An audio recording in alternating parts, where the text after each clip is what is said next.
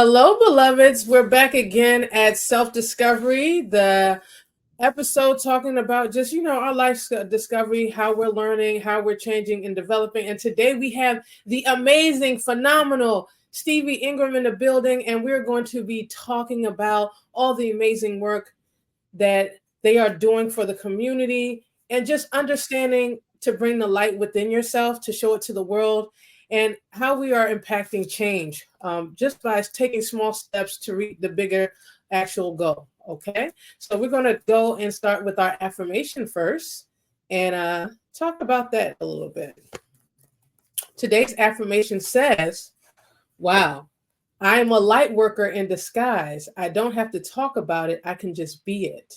Light worker in disguise. I don't have to talk about it. I can just be it. How does that resonate to you? Let's talk a little bit about that. Wow, that's a great note to start on. Yeah, for me, I think that just means showing up as your authentic self in this world. Um, makes you a healing presence, essentially. And I know it's a lot of work for all of us. It certainly has been a lot of work for me to get to the place that I am today. Um, but I know, given all the work that I do now, that simply me showing up as I am, have allowed me opportunities like this and have allowed me, opportunities to um, be a healing presence for people that are still like struggling on their journey. Um, and essentially, as I reflect on that, it's um, gotten me to a place of acknowledging that, I have become the person that I needed when I was younger. So, and that takes a lot of courage, showing up as your authentic and true self, especially like you said, in a world that wants to silence you, doesn't want you to show up. And we're going to say hi to Courage, the Care Bear, just showing to have courage in whatever we're doing in this world. And Stevie, the amazing work you're doing, integrated health, consulting Mhm. and allowing teachers, um, Yeah. professionals, and parents, have this marriage of integrated health and how they are working with people in different spaces and people, whether they're in the queer community or not, but just showing them on how to approach and create these safe spaces for people, because a lot of these spaces, even and you and me both know, not a lot of people that say that they're healers are creating safe spaces, and they're causing more harm. Can you speak a little bit to some of that? I've been thinking, well, I've been thinking about all of this for many years, but a recent reflection for me, especially in the holistic health community, I'm studying to become a naturopathic physician. I'll be graduating in 44 weeks. Woo! The countdown has begun. Future doctor, let's go, let's go, let's go. um, I've been reflecting a lot recently. I've written several articles for the yoga therapy community on, showing up and being more inclusive, like outwardly and verbally being more inclusive towards queer and trans people. Because the reality is that in healthcare specifically, whether it's holistic healthcare or more of conventional healthcare, queer and trans people should not have to like call around to various practitioners and ask if that person is competently trained in queer and trans care. Because the reality is so many queer and trans people show up to healthcare settings and within seconds know whether a healthcare professional has been adequately trained in caring for our community. Um, Many of us are met to this day with hate and discrimination. Many of us are misgendered. it goes, the litany goes on and on with the discrimination that the queer and trans community still faces to this day in healthcare. Um, but something that I've been reflecting on a lot lately that I haven't actually really publicly spoken about until you asked me in this moment, um, is that I think in holistic healthcare, the moniker is that we're treating the whole person. Um, but the reality for those that are gender and sexually expansive is that that's not always taken into account. That gender and sexuality, in and of itself, is not always taken into account by holistic health professionals. And that's been a major point of reflection for me, on top of the knowing that, like, more broadly in healthcare, discussions of gender and sexuality are just not happening. There's an organization called the World Professional Association of Transgender Health, WPATH. They create the standards of care for within the world of conventional medicine. So not so much within holistic medicine, but needless to say, in their new standards of care that were just released, I believe in September of 2022, so going on 2 years ago, um, they, within that 300-page document, they had a statement that mentioned the fact that there is zero required training on gender and sexuality within healthcare training programs globally. So, if this is an issue within the conventional medicine world, it is just as bad or worse of an issue within holistic medicine. And I mean worse because holistic medicine is a much smaller niche within medicine than broader conventional medicine. So we have our work cut out for us. And, to my knowledge, I'm one of few people that's out there, like, saying, "Hey, let's bring awareness to this. Let's focus on this," um, because it's just not happening. Um, so I think first, like, as well, I know you're a yoga therapist. As yoga therapist and as people, parsing the world of holistic medicine, whether you're an acupuncturist, a health coach, an herbalist, um, a naturopath, a chiropractor, a counselor, like whatever your role is in this world of holistic healthcare, we need to fundamentally start having conversations about the existence of gender and sexuality within our world and within the world of holistic health. Um, because if we're going to be representatives of holistic care, then we truly need to be representatives of holistic care and be okay with having discussions with patients about their gender and sexuality. Exactly.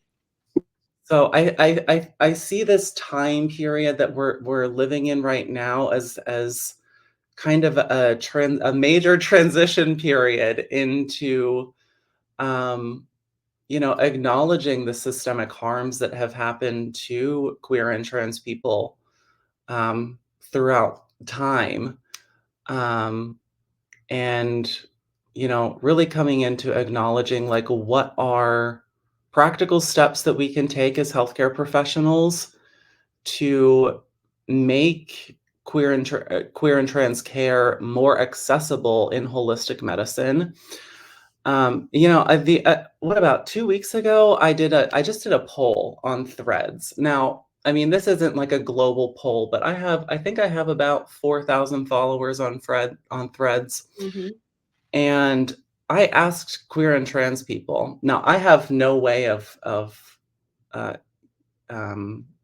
knowing if it was only queer and trans people that answered this question. I asked people, you know, through their honesty to, identify as queer and trans and answering this question. But I asked them, um, you know, what basically in seeking healthcare, what kind of healthcare do you seek? Do you only seek conventional care?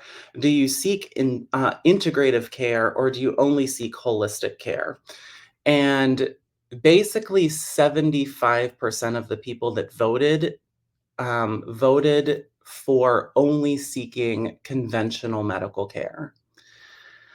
And that is so sad to me, being a queer and trans person that's also a future naturopathic physician and being so immersed within the holistic health world and knowing how much of an impact holistic and integrative care can make on our community, and that not being accessible to queer and trans people. So there's many things here that need to be addressed, but I think fundamentally starting out and having the conversation that if we're going to truly provide holistic care, then we need to provide it to all people, regardless of their gender identity, their sexuality, and many other factors um, that may, separate us as human beings. Um, And yeah. you're so right, Stevie. And we're also looking at also policy wise, like on Yes. every level, from the ground level to state, local, and federal levels, like what is being put on the floor in regards to that? How far does it need to be taken? And after, all these years as we evolve as a society, we're still stuck in the same conversation. Why is it still almost like it's taboo to have these conversations? Even in places of work and things of that nature, they need the support. So how can we do this effectively? And in this holistic space, I love my people, but there are some constructs and things that are in place that are still causing harm to people of queer and trans and people in the LGBTQIA plus community, because there are some traditions that are not as kind or create safe spaces. Right. How do we implement that and show that there is a home? And well, because a lot of people have run away from this, and Mhm. like you said, the accessibility. We're also looking at trans and queer disabled people Mhm. also, right? Right. The disability aspect that's not even being touched. So we have the able body, but then you have the disabled also. So these are the different layers, and these conversations need to be more. And I'm so glad and I'm so grateful for you being a catalyst, being a voice, and showing up in these different platforms and saying, no, we need to bring awareness. This needs to be seen. It can't be swept under the rug because it's been too long. Right. Right. Yeah. There, and it's a perpetuation of so many systemic issues. The monetary issue is a big one as well. Um, Getting training. I'm going to be $500,000 in debt Wow. by the time I finish medical school. Now, not all of that is medical school. Part of that's my master's degree, and a little bit of my undergraduate degree. But the point is that, like, also training in these areas is expensive. And yeah, I think, unfortunately, integrative medicine, much like yoga itself, has been co-opted by a vast majority wealthy white population that can afford these services. Um, and I mean, just that little poll that I ran on Threads a week or two ago is indication that, like, holistic health is not accessible to people. Oh, you could say that again. as much as we say it's accessible, as much as we say it's inclusion and is built on the foundation of this love, joy, and all these different layers, that even just the aspect of being a yoga therapist is still almost like this behind the scenes thing is still not that much representation. And also with licensure and all these different things to support it, because it needs to be integrated in like the military institutions, on there, the VAs, and it's like pulling teeth, even in the Western medicine. When I'm looking at some of the clinics, I was in a clinic, they're identifying themselves as holistic integrative medicine, right? So they're putting this tagline and Right. identifying as holistic integration, but yet it's to check off the box for, we talk about the monetary or preventative care, but they're not actually allowing people to implement that or bringing in the people. And like you said, Stevie, if the physician or the people do not have the right person that is trained properly, that has trauma informed yoga or the different practices, have a directory to be able to slide them over to or request or refer them to Stevie or anyone else. But you shouldn't, like you said, we should not have to search for Right. something so you can understand what we need. And it's sad because all these years, same thing with the VAs. The VAs, as a veteran. So there's so many layers of this, and there needs to be more conversation behind that. Yeah. But let's transition to you on your own journey. Mm. Where was that light bulb that said it's time for me? Or have you always been spiritually connected, or always been feeling like I want to do something bigger than self since you were younger? Or when did that light bulb come off and said, this is what I'm doing, and this is how I'm going to show up in this? Mm. Ooh, you're asking the good questions. Whew. So I think I've uh, I think I've always had that inward light of something bigger. Um, in regards to my trans identity, I didn't always, and this is a big part of the conversation for trans people, growing up in a dominantly cisgender heterosexual culture, where 90% of the world is cisgender and heterosexual. Um, I didn't I didn't always have the language to understand my own identity. I only had the awareness that there was something more expansive within me. So even as a little kid, I had that awareness. I had the awareness that I felt more feminine inside, but I didn't understand what that meant for me, being assigned a boy or being assigned male at birth. So obviously it wasn't until years later, I was 30, 31 years old, where I was like, oh, I'm actually trans.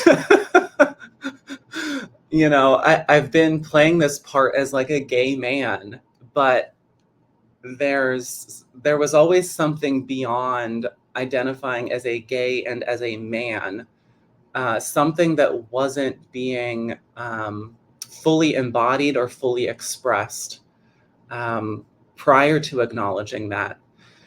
And so that inner light and spark was always there. The other part of my story is that I grew up as a Christian pastor's kid. So like anyone in our community knows the implications of that. Of course, I mean, I do have the privilege of my whiteness, but um, growing up in a very public, um, in a very public environment where my family was well known, every single place that we've lived, um, was always a struggle for me, because I felt like um, I felt like I had to mold myself into the expectations of other people, um, especially being a Christian pastor's kid. Um, And so for the longest time, I struggled with that, like that tension of this is what I'm feeling inside, but this is what the church is. This is not only what the church is saying, but these are also the expectations of me as someone who's a pastor's kid. So that, like, for a child growing up, trying to figure out their identity, trying to navigate their parent being very well known in any community of which they lived, and then also trying to navigate the expectations of Christians themselves and societal expectations for how I should show up as someone assigned male at birth. Like, what? That's a lot to navigate for a young kid and even a teenager. Um, so, I can't say that I always navigated it effectively. Um, I I think I moved through life with a lot of anger. Um,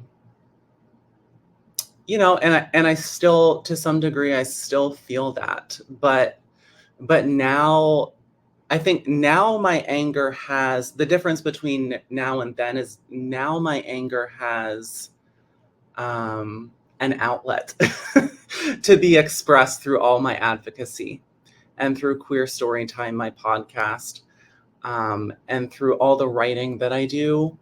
Um, Prior to all of this, my anger was just sitting there dormant, kind of.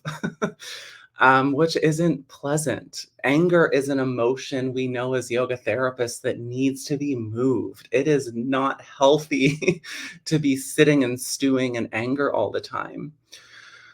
Um, so it took me a long time to um, find the voice that I have today, essentially. um, but yeah, now I can't go back. Like I think I've moved into a place now in my life that's almost the opposite of where I used to be as like this timid um little human that was afraid to express and that was afraid to vocalize. Now I've kind of moved into a place where I think people know I won't tolerate their bullshit. Which feels so empowering and, like, Yes, so liberating. we are here for that. Yes, we are not taking a BS. Yeah. Wow. And that's Yeah, such a beautiful story of navigating your life, even in situations where you might feel like you're stuck. And we talk about like traditions and different things that you had to just kept on weighing on you as a child and mhm, trying to navigate and not having that space, that safe space to even express that, right, for fear of, rejection or fear of, being alienated or different things like that. But you found a way to find the courage to stand in your truth and show up in this world, however it looks like for you. And I'm so grateful that you are standing up and not just for yourself, but for others in this space that sometimes fall silent, in this world.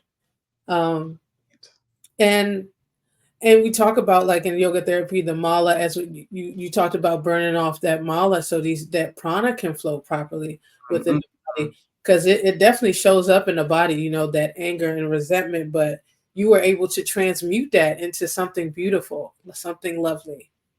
You know? right. Yeah, I think that's what a lot of queer and trans people the yoga therapy model is such a beautiful model for healing. And I know people that may be listening might not even really know what yoga is. Other than twisting yourself into a pretzel, which is what like dominant culture thinks that yoga is. But you know, the model of the koshas, these what could be translated as like these layers of the human experience, is really the model of holistic care, regardless of whether someone's practicing yoga therapy specifically, is that we learn to address ourselves as physical beings, as energetic beings, learning to address the psyche, the mind, and what is beyond the mind, the spirit, and that like addressing all of these layers of our being, all of these koshas are fundamental to our healing journey. So even for myself, I had to like address these layers in order to like become more in alignment with my own inner knowing. What in yoga and Ayurveda might be called our prakriti, our true nature. Um, so you know that true nature is always there, but then there's all these uncoverings that have to happen because of societal expectations, because of religious expectations, because of parental expectations, um, and just all these layers upon layers upon layers that need to be uncovered so that prakriti can be revealed and fully manifested. Definitely. That's why I really love the yoga therapy. It's just, and I feel like it should be more integrated. That's why I don't understand, like, especially with Western science, and they should integrate it more into holistic health and Western health. It makes so much sense because they're looking at the diagnosis while we're looking at the layers, The and whole we're getting person, to holistic, the whole human, and right, understanding where's the core, where is it starting from, how is it showing up in the body, and right. and especially with like the high risk of like suicide and all these things after COVID, people are having this anxiety that's coming up, even with interaction with people. And it's like, we have to get to the core of this because so many people are walking around like ticking time bombs. So that's why it's so important to do this work. And let's talk about queer story time. When did you give birth to that beautiful idea? Let me make a point before I talk about Okay, go ahead, go ahead, go um, ahead. queer story time because I think this is a salient point for all of us. The tension that you're talking about between conventional medicine, Western medicine, whatever you want to call it, this tension between conventional medicine and holistic medicine, and also gender identity and sexuality, is a process of decolonization, which Facts. so it's not, even in Africa, in India, and in countries abroad, they use Western science. It's not to say that indigenous cultures don't use Western science. Um, Western science is used all over the world, but the fact of the matter is that like all of these systemic harms that are happening, this inaccessibility to holistic health, this lack of conventional medical care, making space for gender and sexuality, and making space for discussing these topics, um, and just more broadly the topic of queerness and transness. um, these are all topics of people that are like working through how colonialism has affected medicine, um, has affected queer and trans people. And for those that may not be familiar with these topics, I've spent the last couple of years decolonizing my own mind. So I'm not trying to be up here on a pedestal as a white person. I wasn't, obviously I'm not a black or brown person. So my ancestors were the ones that were doing the colonizing. Um, but I say all this to say that there are layers of work that need to be done for us to uncover the harms that have existed. Whether it's this tension between Western science and indigenous wisdom and knowledge and science, um, or this tension between like whiteness and blackness, or heterosexuality and homosexuality, or queerness or transness. There's all these tensions that all of us individually um, need to navigate and need to heal, which is inherently a decolonial process. So I encourage those that don't even know what decolonialism means, to start to look into that.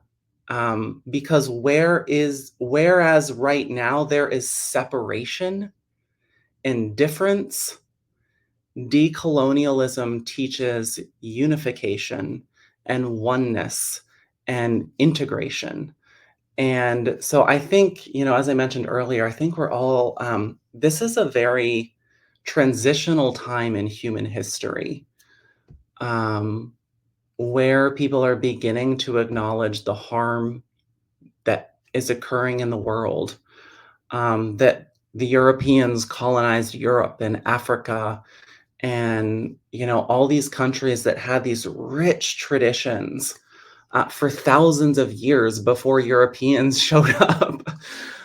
um, and so I guess what I'm trying to offer is a point of reflection for all of us to do the inward work, and acknowledge like how these systemic harms um, are perpetuating further harm in this world, because that's inherently a practice of yoga. Ahimsa is to recognize harm when it's present, but not only to recognize harm when it's present, but to actively disrupt that harm. Um, and so that kind of transitions me to queer story time.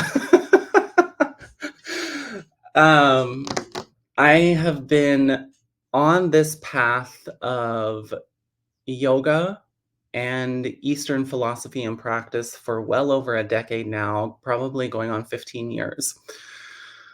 Um, and I think growing up as a Christian pastor's kid and experiencing the harm that I did from the Christian church, um, I was, I wouldn't at that time at that time in my life, I wouldn't have acknowledged it as a decolonial path. I didn't, um, probably in my junior year of high school, when I started questioning all of these things, I didn't even know the word decolonialism at that point in my life. So I'm speaking to my own evolution here. Um, but um, I knew in those instances when I was parsing through everything that I experienced, that I wanted to offer a platform in some capacity for other people that were struggling like me, that didn't have a space to um, vocalize their struggles, and be able to, offer a space where queer and trans people can tell their stories, because our stories are who we are. So I didn't always know, much like my identity, I didn't always know like what that was going to look like. Um, and then eventually I met a fabulous trans woman. I know she won't mind me dropping names, Ms. Trisha Carlisle. Shout out to her. um, who was really formative in me coming into, um, my knowing of who I am as a trans person, as a trans feminine, non binary, gender expansive, whatever, whatever I want to call it or label it. Um, but when was it? Back in March or April, probably a year into meeting Trisha, um, she had been offering something called Trends Etc. And I had actually met Trish on TikTok. And Trish she had like 20 or 30,000 followers, and, was offering community to trans people on TikTok. Wasn't necessarily doing it in the format that I was of Queer Storytime, but meeting her and seeing the work that she was doing on TikTok, and forming a friendship with her, um, was really formative in me moving toward doing something like Queer Storytime that I'm doing today. So initially in March or April of 2021, I had started Queer Storytime on Instagram Live, much kind of like we're doing here. And, you know, I was just like, let's get all the queer people in this space and let's have them share their stories. Like um, that was the initial impetus for me to do that, was to like, let's sit down, let's listen to queer and trans stories, and like see this transformative journey that people have taken for them to get to where they are today. So I did, over the time span of about a year, I did, I think, 55 or 56, almost 60 episodes of Queer Storytime. Wow. Yeah, so I started that on my future what was at the time future NMD Yogi account. But I just, I had to pause Queer Story Time about 2 years into medical school. Once I started my general medicine classes, um, that series of classes was probably the most difficult classes of medical education. So I was like, I don't have time for anything else. Like, this is a great thing, but it has to stop. Like, I need to focus my energy on getting through this insane series of courses. Um, so I did. And then as general medicine ended, and as I ended Queer Storytime at the time, I was like, I just had this feeling inside of me, like, I want to restart this, but I want to expand it beyond Instagram and Instagram Live specifically. So I had kind of, had in my heart the idea of starting a podcast, but I obviously had never done a podcast, and I was like, I don't even know where to start with this, but I know that my heart is calling me to offer this. And so a year later, general medicine ended. Things had kind of calmed down a little bit in medical school. Um, and I decided I was just kind of sitting with it for a couple months, and I said, all right, if I'm going to restart this thing, I want to do it right. I want the first episode of Queer Storytime, or at least the introductory part of Queer Storytime, to be as heart-centered as possible and to make the world aware of the experiences of queer and trans people. So I spent months developing the initial script of what I wanted to say on that introductory episode of Queer Storytime. And I wasn't going to sit down and record an episode until it felt right, like in my body. So that's kind of a little bit of the story of how Queer Storytime developed. And yeah, I'm doing 2 episodes bi-weekly. That's just like what is sustainable for me, or not bi-weekly, I'm sorry, bi-monthly. No, let me say this better.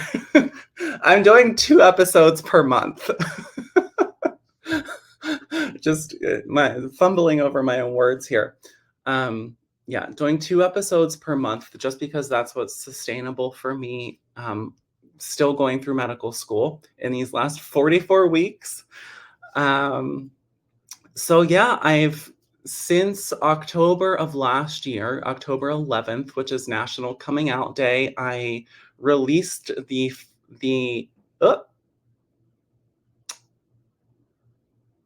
she went away. I think we're still live. It says we're still live. You can still keep talking. I was just making you center. Oh, Yeah, because okay. I was losing battery on a computer, so I had to push it in. Oh, okay. No worries. I was like, oh. Yeah, so Queer Storytime first came out on October 11th, 2023, which is National Coming Out Day. For those that don't know, so June is Pride Month, but October is LGBT History Month. So I wanted to release the episode, during something that was important, during a time that's important to the queer and trans community. So released it on October 11th. I've been, like I said, producing 2 episodes per month since then.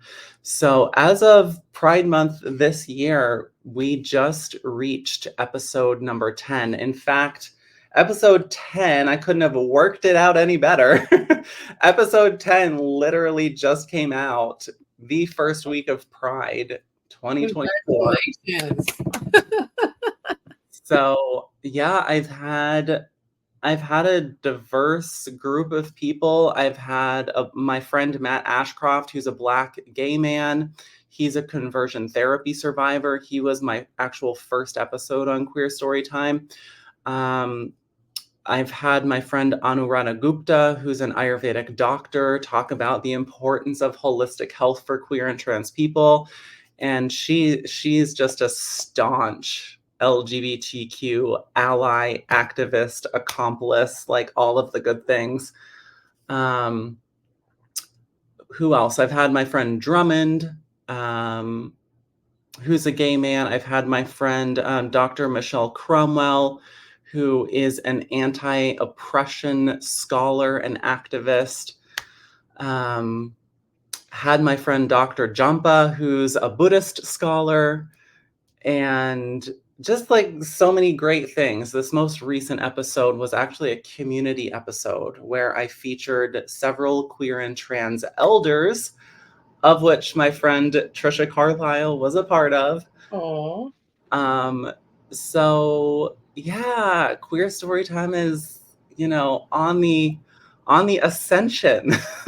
Yes, okay. I'm loving it. I mean, the stories are beautiful and they deep dive into different topics and different levels of different stories, and these stories need to be heard. So thank you once again, Stevie, for sharing these stories and giving this to the world, So we need it. And so there's two last things before we wrap up the podcast is 3 key points for those going through their journey or whatever it might be. Three key points that you want them to walk away with today. 3 key points. Keep going, as my Buddhist teacher, Reverend Koyo, often said to us, is just keep going. Keep existing and keep persisting, because the fact is that queer and trans people have always existed and persisted since time immemorial. We'll always be here. So that's point number 1.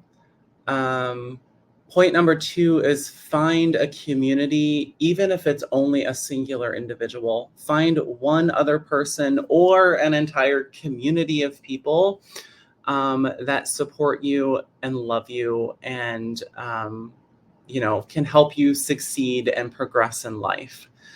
The third point I want to say is, we're yoga therapists here, so I'd be remiss if I didn't say this, is mind-body practices, whether it's yoga, meditation, of which is included in yoga, whether it's some kind of spiritual practice, acupuncture, Tai Chi, find something that helps you stay tuned into that, like what one of my teachers called the center within. And to me, that's your source of authenticity, that's your source of truth. Whatever practices that you can find that keep you in touch with that center within, with that truth and authenticity, um, stay in touch with that, and keep doing that. Because it's hard to navigate the world as a marginalized person. And so we need tools in our toolbox, to keep us grounded, to keep us rooted, to keep us centered, and to help calm down our nervous systems as marginalized people. Because just, navigating all that we have to navigate in the world and all the harms that we have coming at us at any time, anywhere, we really need tools to keep ourselves healthy and vital and well. So, yes, find those tools and keep going and find community. Those are my 3. I love those. Finding community and find whatever tool that works for you. Because sometimes people could just throw so many things at you, but find what resonates for you.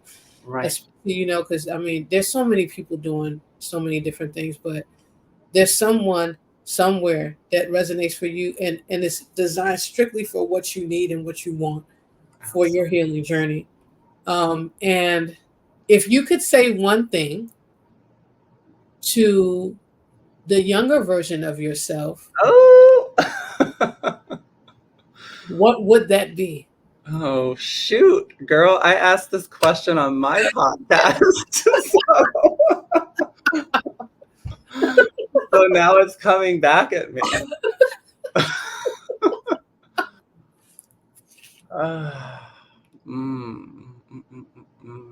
Getting a dose of my own medicine.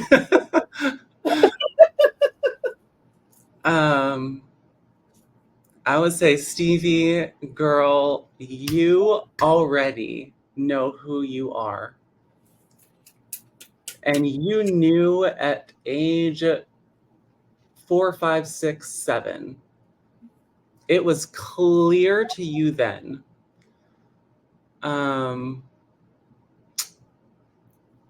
Yeah, I would say, given that knowing, for you to just be fiercely who you are.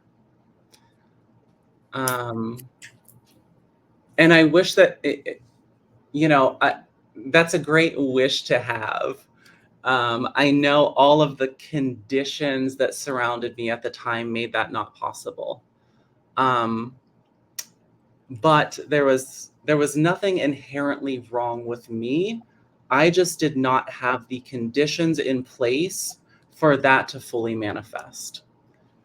So Aww. so that I think what I'm saying is that takes in saying that takes the pressure off of me, and